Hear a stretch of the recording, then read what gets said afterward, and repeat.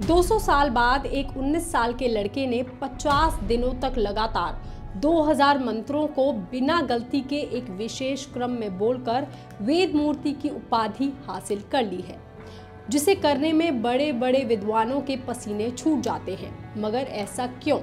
ये दंडक्रम पारायणम होता क्या है? इसको करने वाले वेद मूर्ति कौन होते हैं? महाराष्ट्र के देवव्रत महेश रेखे ने इसे कैसे हासिल किया है? वो आखिर है कौन? चलिए हम आपको बताते हैं इस वीडियो में। देवव्रत महेश रेखे महाराष्ट्र के अहिल्यानगर जिले के एक छोटे से गांव के रहने वाले हैं। वो एक साधारण ब्राह्मण परिवार से आते हैं। उनके पिता महेश चंद्रकांत रेखे खुद बहुत बड़े विद्वान हैं और देवव्रत के पहले गुरु भी हैं। उन्हीं की शिक्षा में देवव्रत ने महज 5 साल की उम्र में ही वेद मंत्र बोलना शुरू कर दिया था, जिसकी बदौलत आज 19 साल की उम्र में उन्होंने शुक्ल यजुर्वेद की मध्य दिनी शाखा को पूरा कंठस्थ कर लिया है। मतलब उन्होंने 50 दिनों तक लगातार 2000 मंत्रों को बिना गलती के बोलकर दिखाया है। जी हाँ, 2 अक्टूबर से लेकर के 30 नवंबर तक काशी के रामघाट स्थित वल्लभराम शालिग्राम संगवेद विद्यालय में देवव्रत ने लगातार 50 दिनों तक रोज सुबह 8 बजे से लेकर के दोपहर 12 बजे तक शुल्क यजुर्वेद के करीब 2000 मंत्रों को और वैदिक श्लोकों का शुद्ध उच्चारण किया है, जिसे भारत की सनातन गुरु परंपरा में दंडक्रम पारायणम कहा जाता है। मतलब हर मंत्र को 11-11 अलग अलग क्रमों में दोहराया जाता है और ये करना इतना मुश्किल होता है क्योंकि इसमें एक भी अक्षर गलत हुआ या एक भी स्वर ऊंचा नीचा हुआ या क्रम में जरा सी भी चूक हुई तो पूरा साधना चक्र अधूरा मान लिया जाता है और इसे फिर से शुरू करना होता है। यही वजह है कि इसे बीते 200 सालों में कोई भी पूरा नहीं कर पाया था। आखिरी बार यानी कि 200 साल पहले नासिक के वेद मूर्ति नारायण शास्त्री देव ने इसको पूरा किया था। विश्व में दूसरी बार और भारत में 200 साल बाद ये कारनामा पूरा हुआ है। देवव्रत ने इसे न सिर्फ पूरा किया है बल्कि ऐसी सहजता से किया है कि वैदिक गुरुकुलों में भी सभी लोग हैरान रह गए। जब उन्होंने इसे पूरा किया तो सभी गुरुओं ने मिलकर के उनके ऊपर फूल बरसाए, मालाएं पहनाई और जश्न मनाया।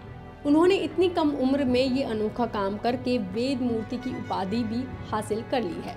बता दें, वेद मूर्ति वो होते हैं जिनको वेदों का ज्ञान होता है। ये उपाधि उन विद्वानों और सन्यासियों को दी जाती है जिन्होंने वेदों और हिंदू धर्म ग्रंथों को लंबे समय तक अध्ययन किया हो या उन्होंने कंठस्थ कर लिया हो। जिन भी व्यक्तियों ने वेदों का गहन अध्ययन किया होता है या जो वैदिक परंपराओं के संरक्षण और प्रचार में अपना जीवन समर्पित करते हैं, उन्हें भी वेद मूर्ति कहा जाता है। ये सुनने में बहुत आसान सा लग रहा है, लेकिन इसे करना बहुत मुश्किल है।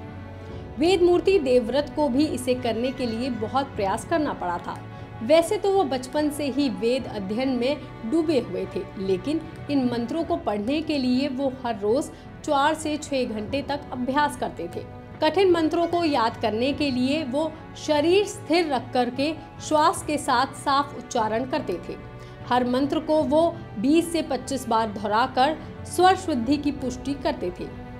इसी समर्पण, तपस्या और अनुशासन की वजह से वो वेद मूर्ति की उपाधि हासिल कर पाए हैं, जिन्हें आने वाली पीढ़ियां तक याद रखेंगी। जी हाँ, ये कहना है प्रधानमंत्री नरेंद्र मोदी का। पीएम मोदी भी उनकी इस उपाधि से खुश हुए हैं और उन्होंने सोशल मीडिया एक्स पर पोस्ट करके वेद मूर्ति देवव्रत को बधाई दी है और लिखा है कि वेद मूर्ति देवव्रत की उपलब्धि जानकर मन प्रफुल्ल हो गया है। उनकी ये सफलता हमारी आने वाली पीढ़ियों के लिए प्रेरणा बनने वाली है।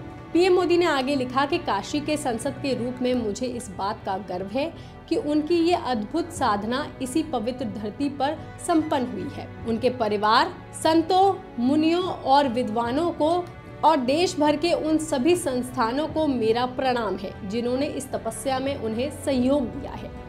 वहीं इस उपलब्धि के सम्मान में वेद मूर्ति देवव्रत को 5 लाख रुपए का सोने का कड़ा और 1,11,116 रुपए नगद भी दिए गए हैं। ये सम्मान उन्हें आशीर्वाद के रूप में मिला है।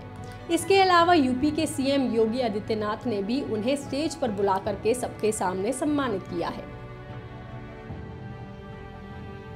और अनुष्ठान के आखिरी दिन काशी में भव्य शोभा यात्रा निकाली जा रही है, जिसमें 500 से ज्यादा बटुक और दक्षिण भारतीय संगीत यंत्र मौजूद है। इस खबर पर, इस जानकारी पर आपका क्या कहना है, आप हमें कमेंट करके जरूर बताएं। बाकी तमाम खबरों के लिए आप देखते रहिए लोकमत हिंदी।